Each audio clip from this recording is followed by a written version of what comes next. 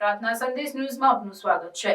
શ્રી ચરોતર સાત ગામ પાટીદાર સમાજનો સમૂહ લગ્નોત્સવ નાના કલોદરા મુકામે યોજાયો। 4 યુગલોએ પ્રભુતામાં પગલાં માંડ્યા। આજની કાળની મોંઘવારીમાં કોઈ પણ વ્યક્તિ જો બિનજરૂરી ખર્ચ અટકાવે તો જ જીવન જીવવું સરળ બને। નાગરિકોના સારા જીવન માટે આજે મોટાભાગના સમાજ દ્વારા પોતાના સમાજના જ્ઞાતિબંધુઓના ઉત્કર્ષ માટે કલ્યાણકારી યોજનાઓ કરવામાં આવતી હોય છે અને આ યોજનાને સરકાર કરવા માટે જે તે સમાજના આર્થિક રીતે સંપન્ન વ્યક્તિઓ દ્વારા ઉમદા યોગદાન અપાતું હોય છે।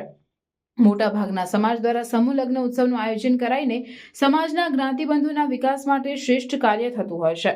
તાજેતરમાં ખંભાત તાલુકાના નાના કલોદરા મુકામે શ્રી ચરોતર સાત ગામ પાટીદાર સમાજનો 24મો સમૂહ લગ્ન ઉત્સવ પટેલવાડી નાના કલોદરા મુકામે ખૂબ ભવ્ય રીતે સંપન્ન થયો હતો। આ સમૂહ લગ્નમાં 4 યુગલોએ પ્રભુતામાં પગલાં માંડ્યા હતા। 2003થી શરૂ થયેલા સમૂહ લગ્નમાં અત્યાર સુધી કુલ 386 યુગલોએ લગ્ન ગ્રંથિથી જોડાઈ પોતાનું સુખી દાંપત્ય જીવન શરૂ કર્યું છે।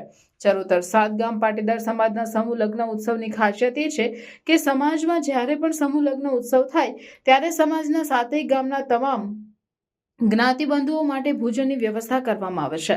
બેન્ડ બાજા સાથે ઘોડા પર વરરાજાઓની જાન નીકળતી હોય છે ત્યારે આખો સમાજ એક બનીને આનંદ સાથે તેમાં જોડાય છે। બપોરે સમાજના શકરપુરના ડોક્ટર એન્ડ્રુસ પટેલ કે જેઓ બોરસદ મુકામે અક્ષર હોસ્પિટલ ચલાવે છે તેમના પ્રમુખ સ્થાને જ્ઞાતિજનોની સભા થઈ હતી। સભાની શરૂઆત કલોદરાના મીનુબેન કમલેશભાઈ પટેલે સુંદર પ્રાર્થનાથી કરાવી હતી। અતિથિ વિશેષ તરીકે પધારેલ ખંભાતના ભૂતપૂર્વ ધારાસભ્ય સંજયભાઈ પટેલે જ્ઞાતિબંધુઓના વિકાસ માટે સમાજ દ્વારા થતા સમૂહ લગ્ન ઉત્સવ અને તેના સુંદર આયોજન બદલ સમાજના આગેવાનોને સહકાર આપતા તમામ જ્ઞાતિબંધુઓને અભિનંદન આપ્યા હતા।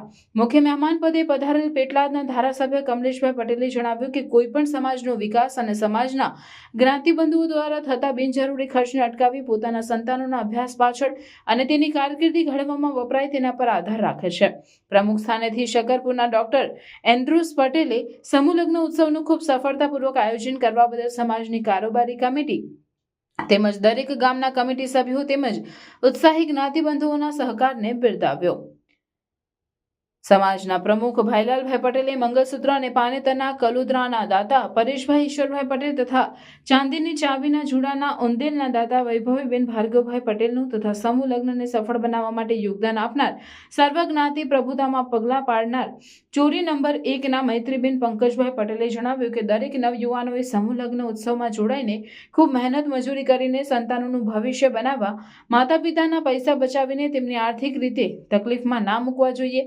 તેમણે જણાવ્યું કે હું આ લગ્ન ઉત્સવમાં જોડાઈને ખૂબ જ ખુશી અનુભવું છું કારણ કે પ્રાઇવેટ લગ્નમાં જેટલી સુવિધા ન મળે તેના કરતાં પણ ખૂબ વધારે સુવિધા સમૂહ લગ્ન ઉત્સવમાં મળે છે।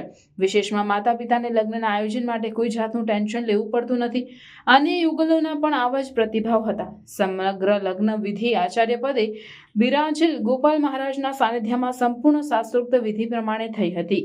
સમગ્ર કાર્યક્રમનું સફળ સંચાલન શિક્ષણ કમિટીના કન્વીનર નવીનભાઈ પટેલે કર્યું હતું। તમે કયા ગામમાંથી આવો? પેટલાદથી આવો છો અને તમે આજે સમૂહ લગ્નોત્સવની અંદર પ્રભુતામાં પગલાં માંડવા જઈ રહ્યા છો, તો સમૂહ લગ્નોત્સવમાં જોડાવા પાછળનું કારણ શું? તમને ફોર્સ કર્યો કે તમે સ્વેચ્છાએ જોડાયા હતા? ના, હું સ્વેચ્છાએ જ જોડાઈ હતી કેમ કે આપણને પપ્પાએ ભણાઈ છે, બરાબર છે, તો એના પાછળ જેટલા પૈસા વેસ્ટ કર્યા છે તો એ પૈસા વેસ્ટ આપણે પછી મેરેજમાં ના કરવા દઈએ ને એમને, કેમ કે પછી એ પૈસા વેસ્ટ એમને ગડબડમાં કામમાં આવે, એટલા માટે સમૂહ લગ્નમાં જોડાવાનું। બીજું કારણ કે દાદા સભ્ય છે અહીંયા આગળ, બરાબર છે। કોણ દાદા? હે, શું નામ એમનું? ગોરધનભાઈ। અચ્છા, ગોરધનભાઈ પેટલાદના, તેઓ સમાજના પેટલાદના સભ્ય છે અને સાથે સહખજાનચી તરીકે ફરજ બજાવે છે, એટલે એમને તો ફોર્સ નથી કર્યો ના, એમને એવું કીધું હતું કે આપણે તો સમૂહ લગ્નમાં જોડાવવું પડે એમ। પહેલાં કહ્યું હતું કે તારી ઈચ્છા હોય તો આપણે ઘરે કરીએ, મેં કીધું ના, આપણે તમે સહખજાનજી છો તો તમારું માન રાખીને હું જોડાઈશ સમૂહ લગ્ન। Very good. ધન ધન દીકરા ધન ધન માને મારા હોય તો મા બાપને નહીં સંતાપ, આવું દાદાનું વિચારનાર આવી દીકરી મૈત્રીને ખૂબ ખૂબ અભિનંદન।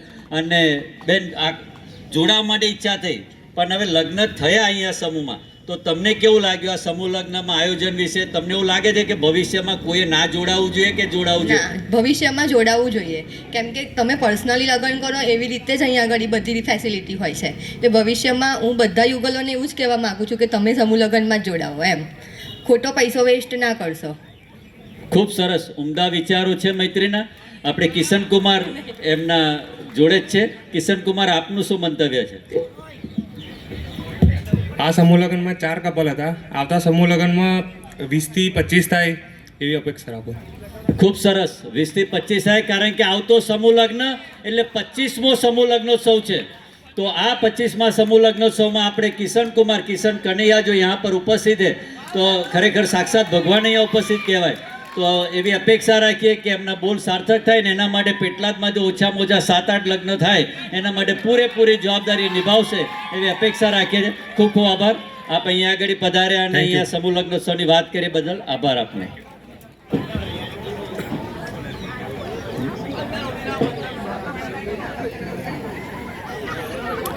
સંજયભાઈ હા, સંજયભાઈનું બોલાવું ને એટલે એમ કહેશે કે નવીનભાઈ કંઈક મમરો મૂકશે. નહીં મમરો મૂકું, પણ એટલી વાત છે કે અહીંયા આગળ આજે 4 જ યુગલ છે અને આપ જોઈ શકો છો કે મંડપની વ્યવસ્થા, અને ખાસ તો અહીંયા આગળ તમે સામે જુઓ કે એક પેલા પાણીનો પ્યાલો પણ નથી પડ્યો. અને એવું નથી. પ્રાર્થના સંદેશ ન્યૂઝની તમામ લેટેસ્ટ અપડેટ્સ માટે ચેનલને હમણાં જ લાઈક, શેર અને સબસ્ક્રાઇબ કરો.